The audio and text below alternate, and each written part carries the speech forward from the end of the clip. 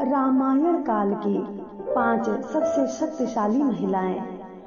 Number 1 Kaikeyi. Ayodhya के राजा दशरथ की अति प्रिय रानी कैकेयी के कारण ही रामायण की रचना हुई। कैकेयी के द्वारा 2 वरदान मांगना ही सबसे बड़ी घटना थी। कुटिल मंथरा की सलाह के अनुसार वे 2 वरदान महाराजा दशरथ से मांग ही लिए, जो अंततः रामायण की कथा के आधार बने। रामायण के नारी पात्र कैकेयी का स्मरण आम आदमी घृणा और तिरस्कार के साथ करता है। आज भी कोई अपनी पुत्री का नाम कैकेयी नहीं रखता और न ही रामायण के पारायण के दौरान कैकेयी के चरित्र पर किसी का ध्यान जाता है। राम से इतना अधिक स्नेह करने वाली कैकेयी इतनी अधिक कठोर हो गई कि उन्हें वनवास दे डाला। श्रवण कुमार के पिता रतन ऋषि नंदीग्राम के राजा अश्वपति के राजा पुरोहित थे और कैकेयी राजा अश्वपति की बेटी थी। रतन ऋषि ने कैकेयी को सभी शस्त्र वेद पुराण की शिक्षा दी। राजा दशरथ की 3 रानियों में सबसे छोटी रानी कैकेयी ने देवासुर संग्राम में दशरथ के साथ मिलकर युद्ध लड़ा था।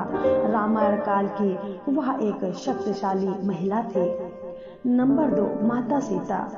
राजा जनक की पुत्री माता सीता का नाम जानकी है।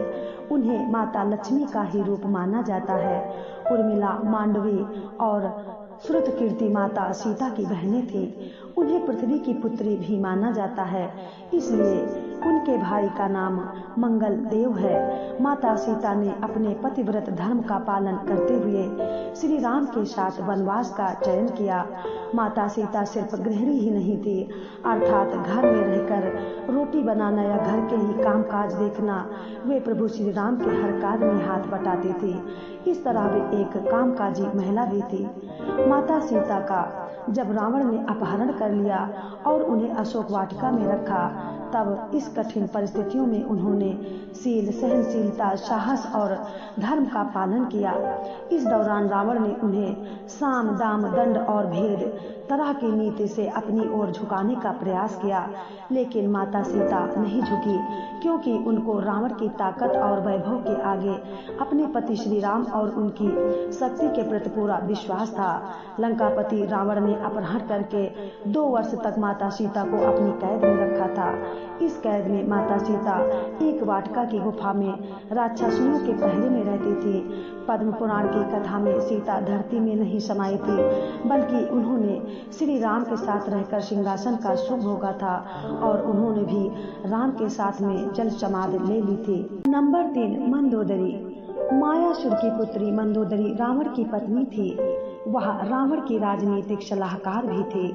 हालांकि सीता हरण के समय उसने रावण को सलाह दी थी कि तुम्हें एक कार्य नहीं करना चाहिए। रावण ने उस वक्त उनकी सलाह नहीं मानी। रावण की पत्नी मंदोदरी की मां हेमा एक अप्सरा थी और उसके पिता एक असुर। अप्सरा की पुत्री होने की वजह से मंदोदरी बेहद खूबसूरत थी, साथ ही वह आधी दानव भी थी। 5 कन्याओं में से एक मंदोदरी को चिरकुमारी के नाम से भी जाना जाता है। अपने पति रावण के मनोरंजन मंदोदरी ने ही शतरंज के खेल का प्रारंभ किया था। मंदोदरी से रावण को पुत्र मिले। अक्षय कुमार, मेघनाद और अतिकाय, महोदर, प्रहस्त, विरूपाक्ष और भीमक वीर को भी उनका पुत्र माना जाता है। रावण की कई रानियां थीं, लेकिन लंका की रानी सिर्फ मंदोदरी को ही माना जाता है। नंबर 4 माता अंजनी। हनुमान जी की माता अंजनी को सभी जानते हैं। माता अंजनी पूर्व जन्म में देवराज इंद्र के दरबार में अप्सरा पुंजिकस्थला थी। ऋषि ने पुंजिकस्थला को श्राप दे दिया कि जा तू वानर की तरह स्वभाव वाली वानरी बन जा। ऋषि के श्राप को सुनकर पुंजिकस्थला ऋषि से क्षमा याचना मांगने लगी। तब ऋषि ने दया दिखाई और कहा कि तुम्हारा वह रूप भी परम तेजस्वी होगा। तुमसे एक जैसे पुत्र का जन्म होगा, जिसकी कीर्ति और यश से तुम्हारा नाम युगों युगों तक अमर हो जाएगा। इस तरह अंजनी को वीर पुत्र का आशीर्वाद मिला। नंबर 5 अहिल्या। महारानी नृत्य परंपरा के मुताबिक ब्रह्मा ने उर्वशी का अभिमान तोड़ने के लिए अहिल्या को सबसे सुंदर स्त्री बनाया था। देवी अहिल्या की कथा का वर्णन वाल्मीकि रामायण के बाल कांड में मिलता है। अहिल्या अत्यंत ही सुंदर, सुशील और पतिव्रता नारी थी। उनका विवाह ऋषि गौतम से हुआ था। दोनों ही वन में रहकर तपस्या और ध्यान करते थे। शास्त्रों के अनुसार सचिपति इंद्र ने गौतम की पत्नी अहिल्या के साथ उस वक्त छल से सहवास किया था जब गौतम ऋषि प्रातः काल स्नान करने के लिए आश्रम से बाहर गए थे। लेकिन जब गौतम मुनि को अनुभव हुआ कि अभी रात्र शेष है और सुबह होने में समय है, तब वे वापस आश्रम की तरफ लौट चले। मुनि जब आश्रम के पास पहुंचे तब इंद्र उनके आश्रम से बाहर निकल रहे थे। उन्होंने इंद्र को पहचान लिया। इंद्र द्वारा किए गए इस कुकृत्य को जानकर मुनि क्रोधित हो उठे और इंद्र तथा देवी अहिल्या को शाप दे दिया।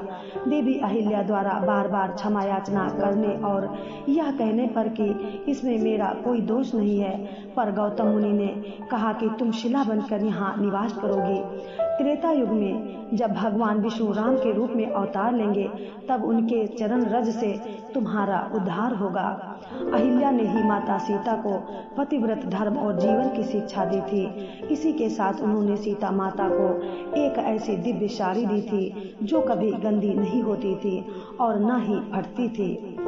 अन्य महिलाएं इसके अलावा लक्ष्मण की पत्नी उर्मिला, वासुकी, नाग की बेटी और मेघनाद की पत्नी सुलोचना और किष्किंधा के राजा बाली की पत्नी तारा में भी कई तरह की शक्तियां विद्यमान थी।